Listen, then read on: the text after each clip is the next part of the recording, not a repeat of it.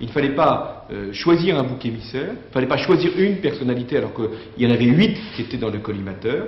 Il fallait assumer le défaut de surveillance de la Commission à propos de ses propres services ou à propos de consultants extérieurs. Il y avait eu un mauvais fonctionnement collégial, collectif de la Commission.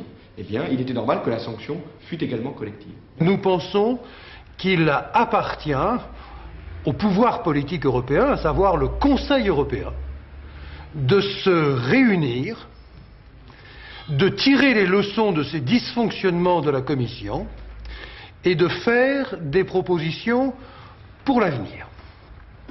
Il est indispensable, devant une commission disqualifiée, d'aller à une démocratisation des institutions européennes qui enfin va mettre un terme à cette omnipotence de la Commission dans tous les domaines.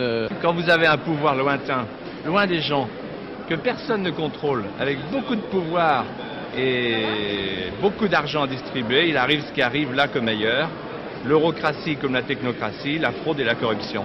C'est la naissance de la démocratie européenne, de la citoyenneté européenne, d'une Europe qui est responsable de ce qu'elle fait. Et l'Europe démocratique est responsable de son exécutif, et si l'exécutif fait des erreurs, eh ben, il faut le sanctionner.